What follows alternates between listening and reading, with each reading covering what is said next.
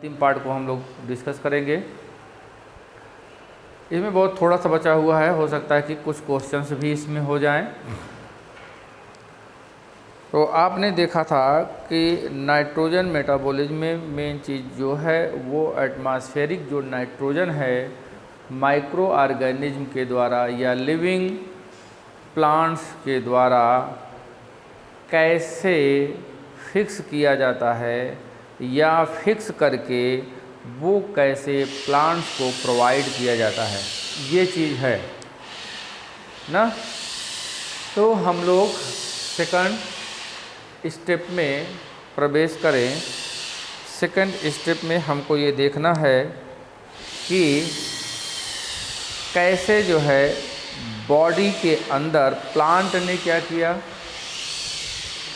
Plant ने nitrogen को लिया, उस नाइट्रोजन का उपयोग कैसे बॉडी में किया जा रहा है, किसकी सिंथेसिस हो रही है, ये चीज़ हमको देखना है। तो सबसे पहले हम डिस्कस ये करें, जैसे मान लीजिए नाइट्रोजन का एसिमिलेशन कैसे हो रहा है। इसमें हम ये देखें नाइट्रोजन एसिमिलेशन,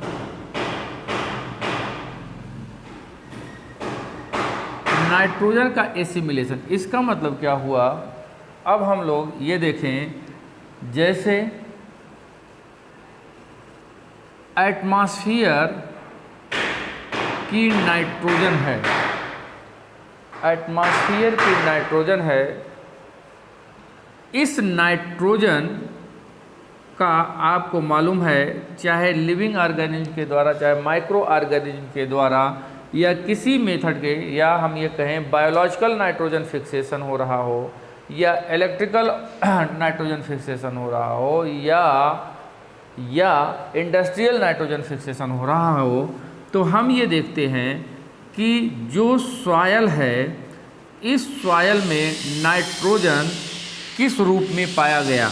आपको मालूम है कि HNO3 नाइट्रिक एसिड, अब ये जब कन्वर्ट हो जाएगा तो हम ये देख रहे हैं कि यहाँ पर हो जाएगा, इसको हम क्या कहेंगे, नाइट्रेट। तो सॉयल में, इन सॉयल, ये देखिए सॉयल में ये नाइट्रेट है, आ गया। एटमॉस्फेरिक नाइट्रोजन इस नाइट्रेट के फॉर्म में है और प्लांट ने क्या किया कि इस नाइट्रेट को यहाँ पर देखिए प्लांट्स के द्वारा, प्लांट्स यहाँ पे क्या कर रहे हैं, एब्जॉर्ब, ये देखिए, या इस तरह से हम कर दें एब्जॉर्ब, यहाँ प्लांट एब्जॉर्प्शन, ये देखिए एब्जॉर्प्शन प्रोसेस के द्वारा प्लांट ने इस नाइट्रेट को ले लिया। ओके, अब ये नाइट्रेट अब उपयोग कैसे होगा, इनकी बॉडी में कैसे उपयोग होगा। ये जो नाइट्रोजन है इसका एसिमिलेशन किस रूप में हो रहा है, ये चीज़ हमको देखना है। अब हम ये देखते हैं कि प्लांट्स ने जब इस नाइट्रेट को एब्जॉर्ब किया, ध्यान दीजिएगा, इस नाइट्रेट को एब्जॉर्ब किया, फिर वेरियस स्टेप के द्वारा, आगे मैं यहाँ पे नोट कर रहा हूँ, वेरियस स्टेप्स के द्वारा, जैसे क्या है, NO3 नाइट्रेट है, फिर किस में NO2 नाइट्राइट है, फिर क्या है, हाइपो नाइट्राइट है, फिर क्या है, हाइड्रॉक्सिलामीन है ये, और हाइड्रॉक्सिल एमीन से फिर ये किसमें कन्वर्ट हो रहा है, ये अमोनिया में। ये वेरी इम्पॉर्टेंट। अब जरा देखिए, इस स्टेप से आप बहुत आसानी से समझ जाएंगे कि प्लांट नाइट्रेट के रूप में नाइट्रोजन को लेने के बाद फिर क्या क्या चीज़ें हो रही हैं, ये चीज़ आप देखिए। तो इस नाइट्रेट का कितने स्टेप में आप देख रहे हैं, ये स्टेप में फाइनली यहाँ पर परिवर्तन हो जा रहा है, जिसको हम क्या कह रहे हैं, अमोनिया। अमोनिया में यहाँ पर परिवर्तन हो जा रहा है, नाइट्रोजन का अमोनिया के रूप में एसिमिलेशन हो गया। अब हमें देखना है कि ये जो एसिमिलेशन हो रहा है यहाँ पर क्या क्या बातें इंपॉर्टेंट है। वैसे मैंने आपको बता दिया है।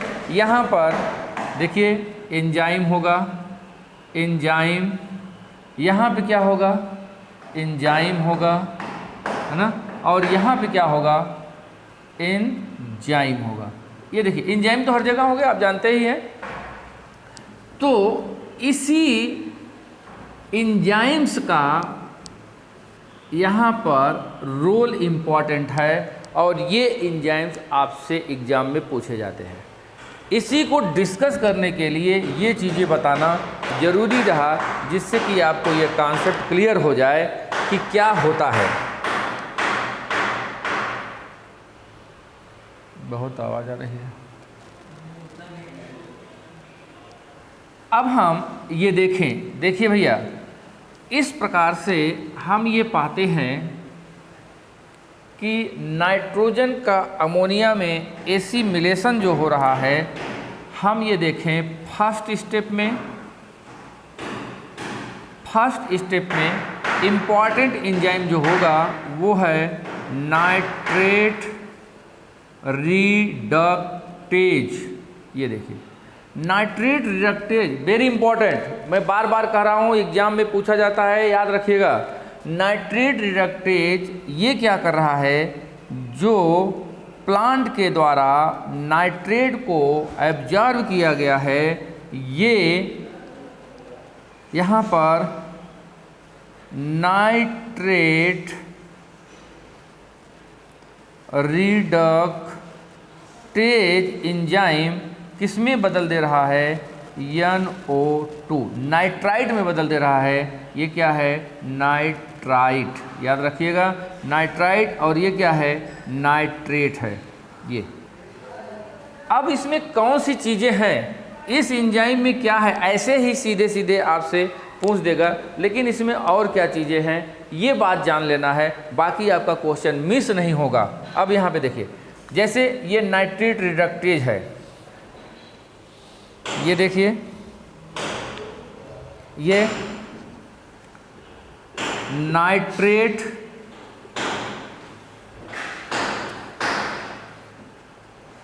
रिडक्टेज।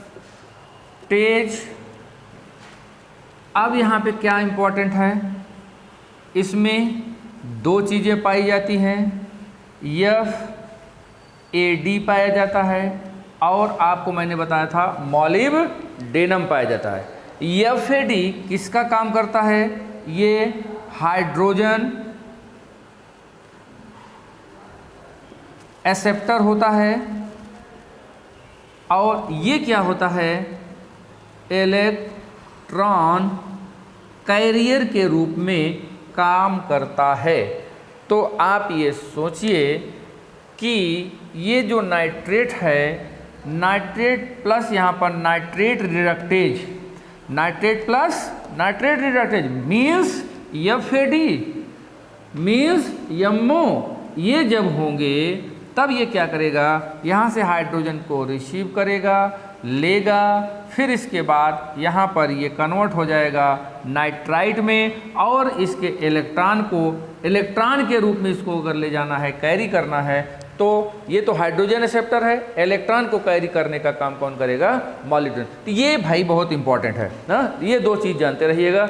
नाइट्रेट रिडक्टेज में FAD और MO है। FAD क्या है, कोफैक्टर है, याद रखिएगा, cofactor of the nitrate reductase. चलिए आगे हम बढ़ें, ये हो गया फर्स्ट स्टेप, बात क्लियर हो गई होगी।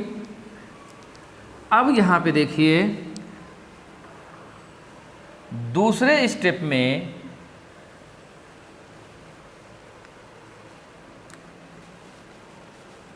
सेकंड स्टेप, अब यहाँ पे क्या हो जाएगा, नाइट्राइट रिडक्टेज।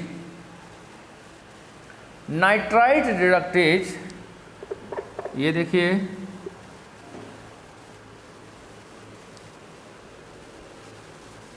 अब हम नाइट्राइट रिडक्टेज की बात करेंगे। तो नाइट्राइट रिडक्टेज यहाँ पे क्या है, NO2 ने क्या किया, रिडक्शन का काम किया। ये नाइट्राइट किस में रिड्यूस हो गया बताइए, हाइपॉक्सी नाइट्रेट, नाइट्राइट, हाइपोनाइट्राइट में ये कन्वर्ट हो गया, हाइपोनाइट्राइट। ये देखिए अब हाइपोनाइट्राइट, अब हमको ये देखना है कि इसमें कौन इंपॉर्टेंट है, ये चीज़ हम देख लेते हैं। इसमें कॉपर पाया जाता है, जो कि मैंने आपको बताया था। इलेक्ट्रॉन कैरियर के रूप में क्या पाया जाता है, आयरन पाया जाता है, ये मैंने आपको बताया था। तो ये बात इंपॉर्टेंट है, ये आप जानते रहिएगा। नाइट्राइट रिडक्टेज में इलेक्ट्रॉन कैरियर क्या होता है, कॉपर एंड आयरन पाए जाते हैं, ये इलेक्ट्रॉन को कैरी करते हैं। ठीक है, दूसरे स्टेप में आपने देखा नाइट्राइट का हाइपोनाइट्राइट में रिडक्शन हो रहा है। और फाइनली आप जरा देखिए, फाइनली आप क्या देख रहे हैं, तीसरे स्टेप में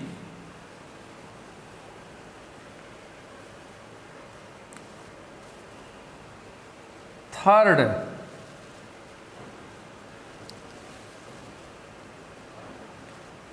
स्टेप जो फाइनल स्टेप है। अब आप यहाँ पे देखिए क्या है थर्ड स्टेप, यहाँ पर ये वाला स्टेप हाइड्रॉक्सिल एमीन, और ये किस में कन्वर्ट हो जा रहा है, अमोनिया। तो यहाँ पे देखिए हाइड्रॉक्सिल एमीन का यहाँ पर रिडक्शन किस में हुआ, ये हाइड्रॉक्सिल एमीन मतलब NH2OH का किस में रिडक्शन हुआ, अमोनिया में रिडक्शन हुआ। अब यहाँ पर क्या है, एंजाइम, यही एंजाइम जिसको हम क्या कहेंगे, हाइड्रॉक्सी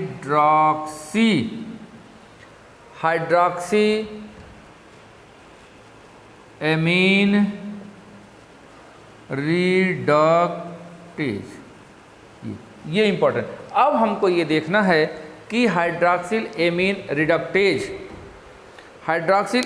रिडक्टेज किस लिए इम्पॉर्टेंट है, ये क्या कर रहा है, कैसे कर रहा है, किस में रिडक्शन कर रहा है। तो आप ये देखिए कि इसका रिडक्शन किस में हो रहा है, किस में हो रहा है, हाइड्रॉक्सिल एमीन का रिडक्शन हो रहा है अमोनिया में। ये बात इम्पॉर्टेंट है, इस चीज़ को आप याद रखिएगा कि हाइड्रॉक्सिल एमीन रिडक्टेज का उपयोग कहाँ पर हो रहा है। ठीक है, यहाँ पर जो इम्पॉर्टेंट चीज़ है ये है कि इसमें क्या पाया जाता है, इसमें इलेक्ट्रॉन कैरियर के रूप में मैग्नीज पाया जाता है, मैग्नीज। ये इलेक्ट्रॉन कैरियर के रूप में मैग्नीज पाया जा रहा है। ये हम लिख दे रहे हैं हाइड्रॉक्सिल एमीन ये रिडक्टेज, ये याद रखिएगा।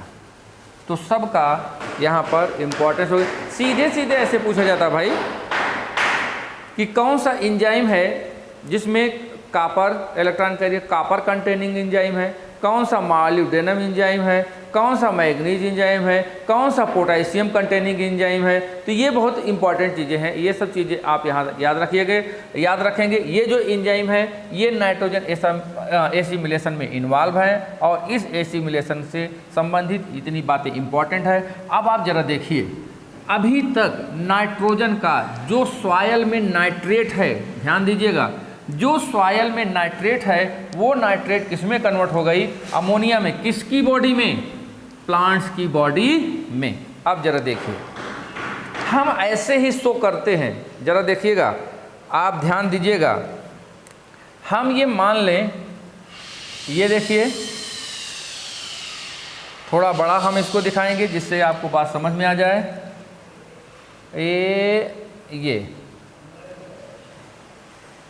ये देखिए, ठीक।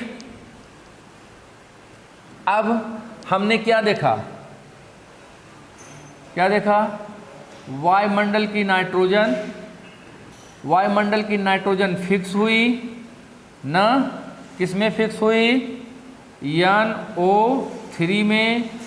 इन सॉयल की, चूंकि हम चर्चा कर रहे हैं सॉयल की ही बात करेंगे। अब ये नाइट्रेट कहाँ पे आया?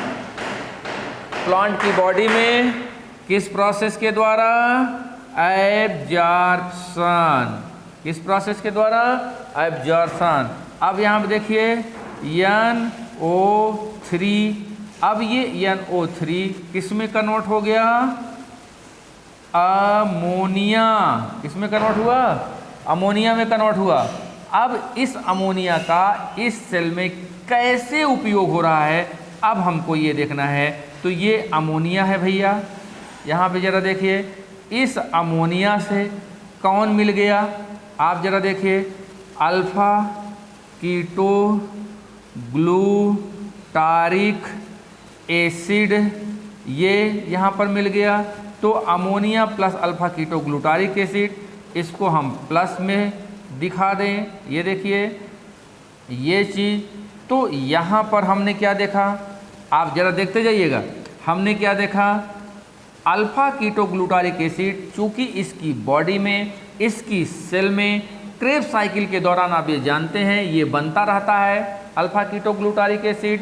और जब ये अमोनिया से अभिक्रिया करेगा, जब ये अमोनिया से अभिक्रिया करेगा तो यहाँ पर क्या बन जाएगा? ग्लूटामिक एसिड का फॉर्मेशन हो जाएगा। और ये ग्लूटामिक एसिड क्या है? एक प्रकार की एमिनो एसिड है। ये देखिए, तो अब आप यहाँ पे देखिए एमिनो एसिड, तो ये ammonia alpha keto glutaric acid से रिएक्शन करके, अब आप सोचिए अमोनिया और अल्फा कीटो ग्लूटारिक एसिड का जब रिएक्शन होगा तो यहाँ एंजाइम होगा। वेरी इंपॉर्टेंट क्वेश्चन पूछा गया है। यहाँ पे देखिए, तो यहाँ पे क्या हो जाएगा? Enzyme glutamate dehydrogenase. ये या ग्लूटामेट सिंथेटेज कर दीजिए यहाँ पे। ये देखिए ग्लूटामेट सिंथेटेज, ये देखिए, क्योंकि ग्लूटामिक एसिड की यहाँ पे सिंथेसिस हुई है। तो ये बहुत इंपॉर्टेंट है। अब आप सोचिए कि अमोनिया ने पहला एमिनो एसिड, ये देखिए अमोनिया ने first amino acid glutamic acid की सिंथेसिस की। ठीक। अब जरा देखिए, इस ग्लूटामिक एसिड से, आप जरा ध्यान दीजिएगा, इस ग्लूटामिक एसिड से विभिन्न प्रकार के, मतलब 20 प्रकार के जो एमिनो एसिड हैं, इनकी बॉडी में, इनकी सेल्स में ये सिंथेसाइज होते जाएंगे। तो एक एमिनो एसिड से दूसरे एमिनो एसिड का जो फॉर्मेशन होता है तो उसको हम कहते हैं ट्रांस एमिनेशन। क्या कहेंगे? Trans ammunition. बात क्लियर हो गई होगी। अब हम नेक्स्ट टॉपिक पर जो डिस्कस करने वाले हैं वो क्या है? Trans ammunition. ट्रांस एमिनेशन कहाँ पे आया? जब अमोनिया का अल्फा कीटो ग्लूटारिक एसिड से in presence of glutamate synthetase enzyme की उपस्थिति में ग्लूटामिक एसिड का फॉर्मेशन हो गया। तो अब ग्लूटामिक एसिड क्या कर रहा है? ये विभिन्न प्रकार के एमिनो एसिड का फॉर्मेशन कर रहा है। कैसे कर रहा है? ट्रांस एमिनेशन का मतलब क्या होता है ये जरा देखिए। जैसे यहाँ पर क्या है? एमिनो एसिड, ये एमिनो एसिड है। इस एमिनो एसिड में एक ग्रुप पाया जाता है जिसको हम एमिनो ग्रुप कहते हैं। तो एमिनो ग्रुप का ट्रांसफ़र जो हो रहा है, ट्रांसफर या परिवर्तन कन्वर्ट हो रहा है, किस में हो रहा है? कीटो कंपाउंड में हो रहा है। ये कीटो में ये, तो आप ये समझिए कि इसी को हम क्या कहते हैं? Transamination. तो आप इस तरह से डिफिनीशन कर सकते हैं कि transfer of amino group into keto group is known as transamination.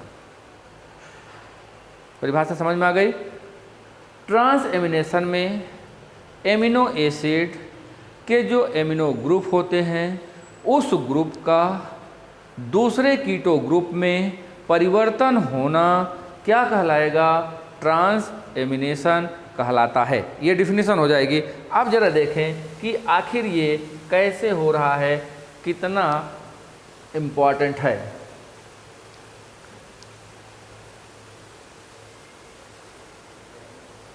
तो ये चीज़ समझें आप। पहले नाइट्रोजन एसिमिलेशन हुआ, फिर ग्लूटामिक एसिड हुआ। अब जब ग्लूटामिक एसिड बन गया तो ग्लूटामिक एसिड का ट्रांस एमिनेशन के द्वारा विभिन्न प्रकार के एमिनो एसिड का संश्लेषण होता है। ट्रांस एमिनेशन के द्वारा विभिन्न प्रकार के एमिनो एसिड का संश्लेषण किया जाता है। जरा यहाँ पे देखिए कैसे होगा।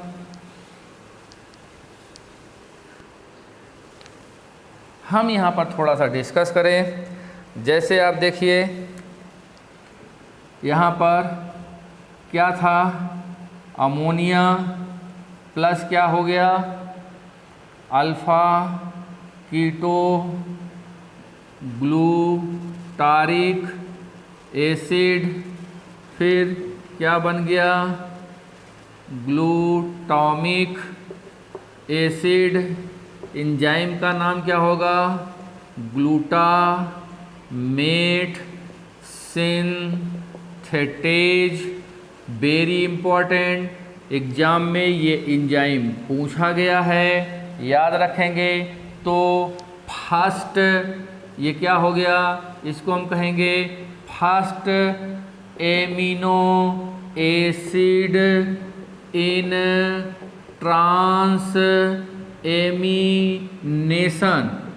ट्रांस एमिनेशन का यह पहला एमिनो एसिड है जो कि ट्रांस एमिनेशन में इन्वॉल्व है। ये विभिन्न प्रकार के एमिनो एसिड का फॉर्मेशन करेगा।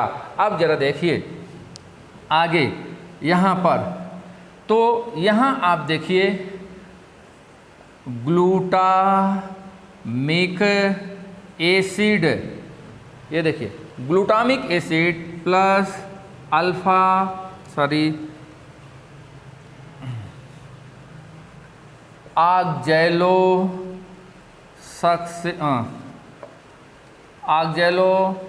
Acetic acid.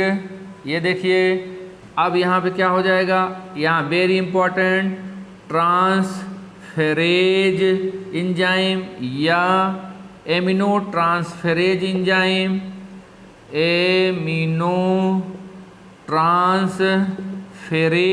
अब यहाँ पे ट्रांसफरेशन यहाँ हो रहा है, ये नहीं है, यहाँ हो रहा है। ट्रांसफरेशन में कौन इन्वॉल्व है? Glutamic acid. तो अब यहाँ पर क्या बन गया? आप देखेंगे कि फॉर्मेशन यहाँ पर हो रहा है एस्पार्टिक एसिड। ये आप जानते हैं ये नया एमिनो एसिड बन गया, aspartic acid plus alpha keto glutaric acid. अब आप यहाँ देखिए ये आपको हर जगह मिलता जाएगा, ये हर जगह बनता जाएगा। तभी तो अमोनिया और अल्फा कीटो ग्लूटारिक एसिड बन करके ग्लूटामिक एसिड बनाएंगे और ग्लूटामिक एसिड से नया एमिनो एसिड बनता जाएगा ट्रांस एमिनेशन प्रोसेस के द्वारा। उसके साथ साथ हमको क्या मिलता जाएगा?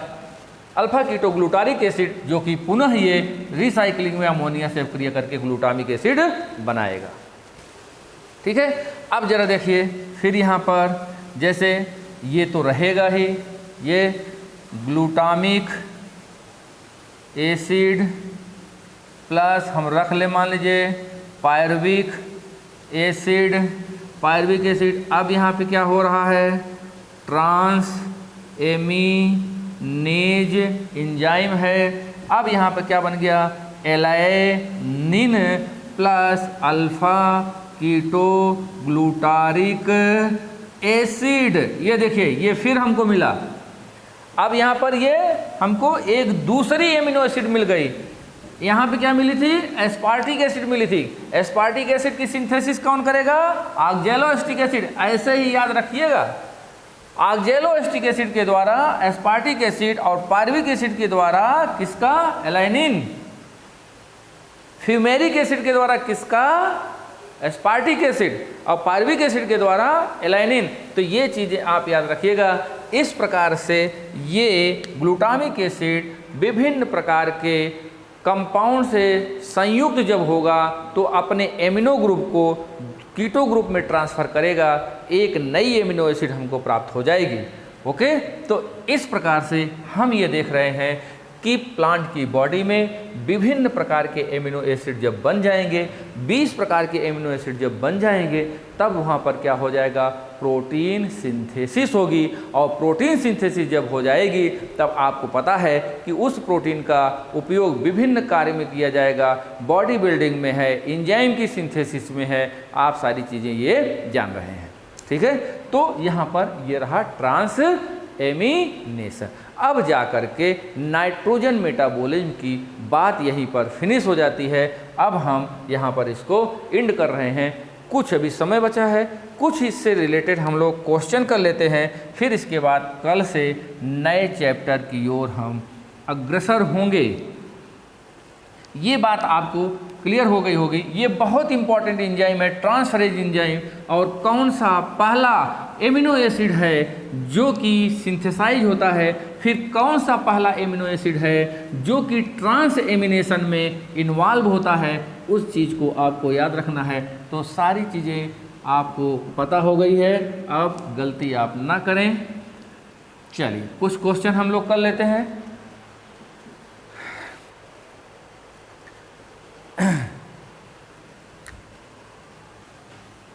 बहुत important question, which one of the following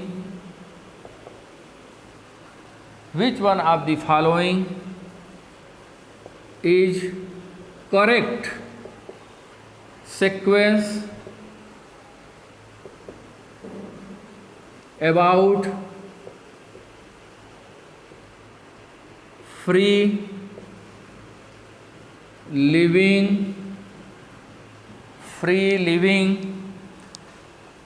nitrogen fixing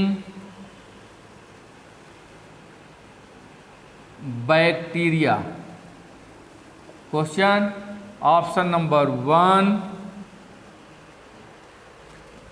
number one देखते चलिएगा, क्लास्ट्रीडियम रोडोस्पाइरिलम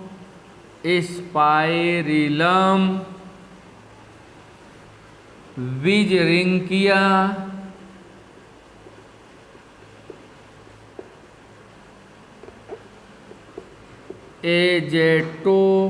एजेटोबैक्टर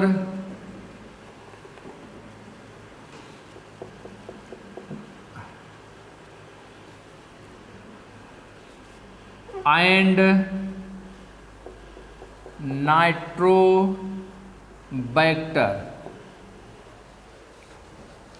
ओके, दूसरा option Nitrobacter, Nitrosomonas, Thiobacillus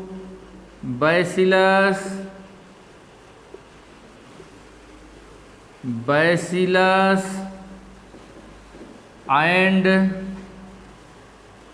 विजेरिंकिया।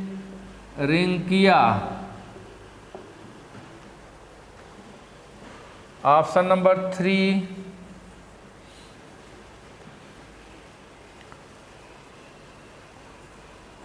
Clostridium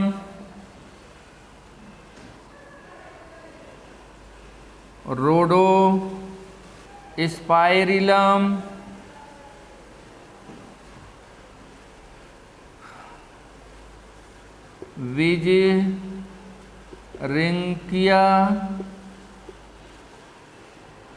विजरिंकिया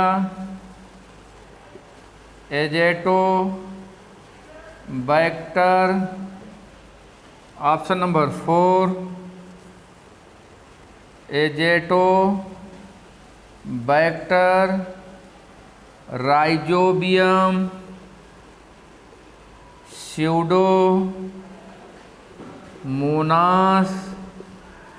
Clostridium. ये आंसर बताइए।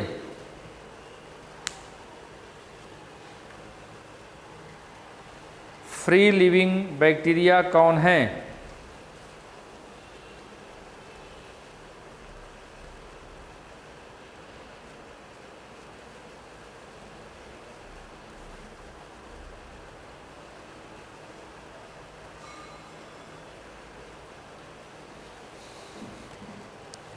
बताइए भैया, जल्दी जल्दी।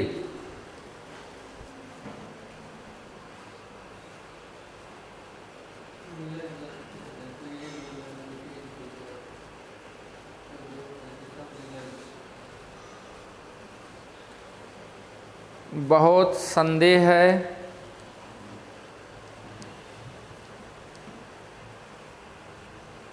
देखिए, आप अपने आंसर को करेक्ट करिए। आपका आंसर ये एसिम्बियाटिक बैक्टीरिया आपने देखा था। वहाँ पे देखिए, आप पेज पलटेंगे तो एसिम्बियाटिक बैक्टीरिया जहाँ पे है, asymbiotic bacteria is free living bacteria, तो आपको यहीं पर ध्यान देना है। और एसिम्बियाटिक बैक्टीरिया में पहला इसलिए नहीं होगा, यहाँ पे नाइट्रोबैक्टर आपने लगा दिया। दूसरा नहीं होगा, फिर यहाँ नाइट्रोबैक्टर आ गया, नाइट्रोसोमोनास से नाइट्रीफाइंग बैक्टीरिया है, समझ में आया।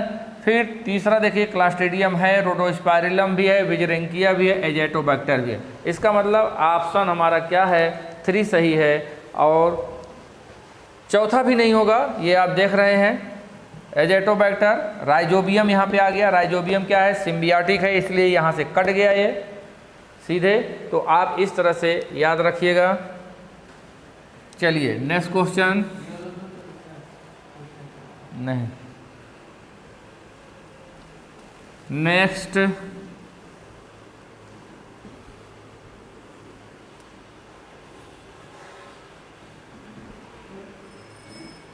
कुछ नहीं, बस केवल हमें समझ होनी चाहिए, बस समझना है।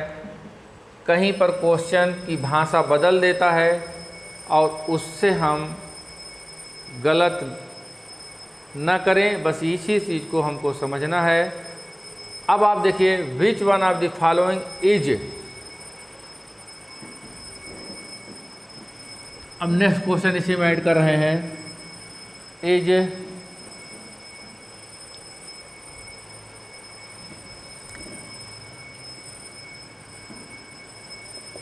Incorrect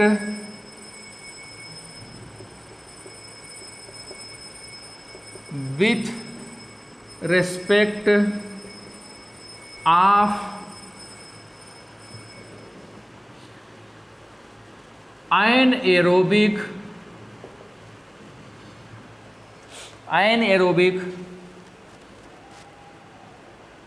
free living nitrogen fixing bacteria. देखिए, अब देखिए दूसरे तरह से क्वेश्चन हो गया। कौन सा इनकरेक्ट है, ये एक साथ होगा, गलत है। अब आप यहाँ पे देखिए, ऑप्शन नंबर 1 आप यहाँ पे कर लीजिए, विजेरिंकिया, ये क्लास्ट्रीडियम, बैसिलस, ठीक है। बी कर ले रहे हैं, क्लास्ट्रीडियम, बैसिलस, रोडोस्पाइरिलम।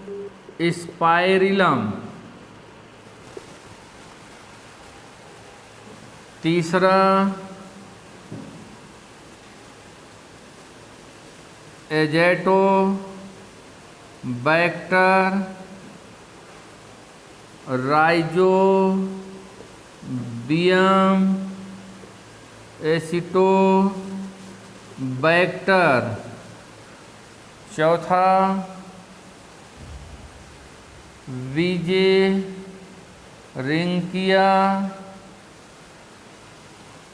विजरिंकिया रोडोस्पाइरिलम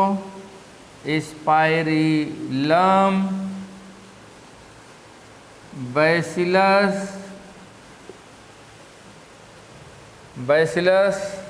चलिए तीन शब्द दिखते हैं, बताइए आंसर क्या होगा।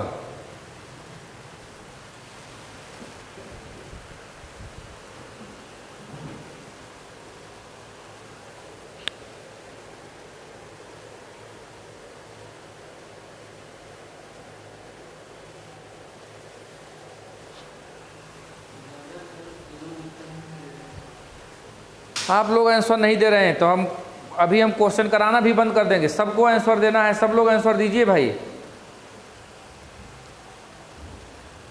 फिर प्रिपरेशन आपकी नहीं हो सकती है। केवल कहानी मत सुनिए आप लोग। चलिए जल्दी रिप्लाई करिए, गलत हो सही हो आप रिप्लाई करिए।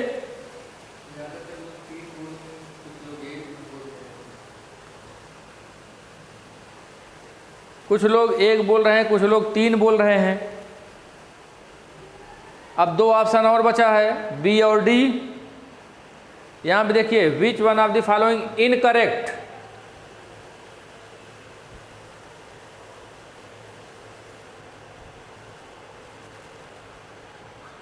चलिए इनको हटा दीजिए, करेक्ट कर लीजिए, तब बताइए।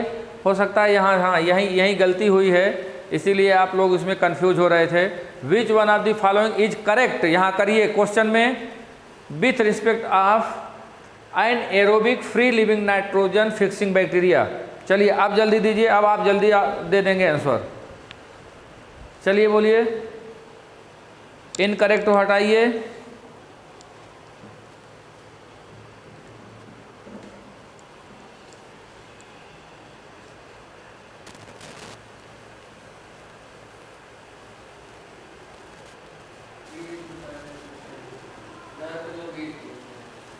देखिए ये चीज़ देखिए, यहाँ से कई क्वेश्चन हमको मिलना है, इसलिए मैं आपसे ये बात कर रहा हूँ, ठीक है। अब आप जरा देखिए, ये आपको पता है ये क्या है, आयनएरोबिक। ये क्या है, आयनएरोबिक, लेकिन ये एरोबिक है, एरोबिक। ये देखिए आपसे ऐसे भी पूछ सकता है कि एरोबिक बैक्टीरिया कौन है, तो आप सोचिए ये एरोबिक बैक्टीरिया है, तो आयनएरोबिक में ये सीक्वेंस क्या हो गया, गलत हो गया। अब हमको देखे आना है, जहाँ बिजरिंकिया होगा उसको काट दीजिए। बिजरिंकिया यहाँ भी है, इसको हमने काट दिया, एक मालूम हो गया। क्लास्ट्रीडियम आयनएरोबिक, बैसिलस भी आयनएरोबिक, और रोडोस्पाइरिलम ये भी आयनएरोबिक। हमारा आंसर क्या हो जाएगा, बी होगा। ये वेरी इंपॉर्टेंट आयनएरोबिक बैक्टीरिया है ये।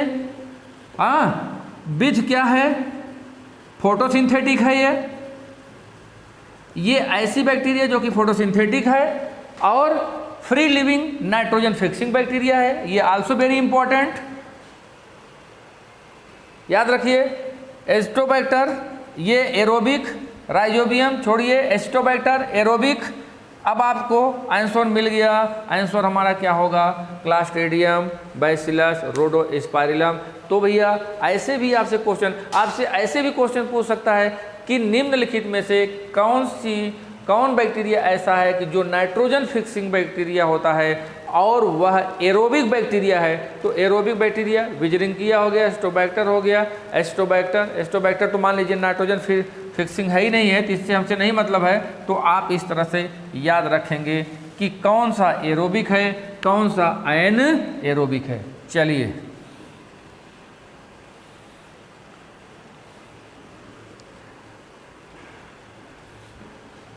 हर क्वेश्चन को हर ढंग से हमें पकड़ना है, हर पहलू को ध्यान में रखना है। सभी पहलुओं को अगर ध्यान में नहीं रखेंगे तो फिर दिक्कत होगी। Next question, which one of the following sequence is correct with respect या about denatrifying बैक्टीरिया।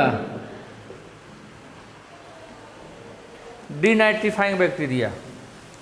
अब यहाँ पे देखिए option number 1 bacillus Pseudomonas, option number 2 नाइट्रोसिस्टिस और स्यूडोमोनास, ऑप्शन नंबर 3 थायोबैसिलस और नाइट्रोसिस्टिस, ऑप्शन नंबर 4 नाइट्रोबैक्टर और बैसिलस। आंसर बताइए। डिनाइट्रीफाइंग बैक्टीरिया कौन है?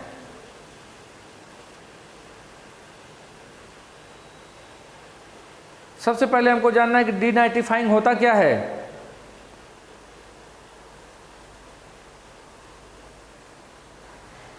नाइट्रेट को या अमोनिया को फ्री नाइट्रोजन में जो कन्वर्ट कर देता है उसको हम क्या कहेंगे? डिनाइट्रीफाइंग बैक्टीरिया। और उस प्रोसेस को डिनाइट्रिफिकेशन हम कहेंगे। पढ़ चुके हैं, आंसर बताइए।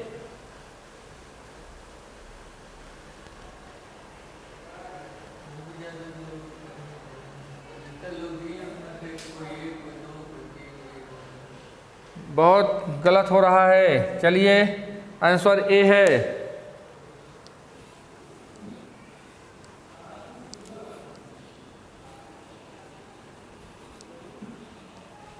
चलिए नेक्स्ट क्वेश्चन।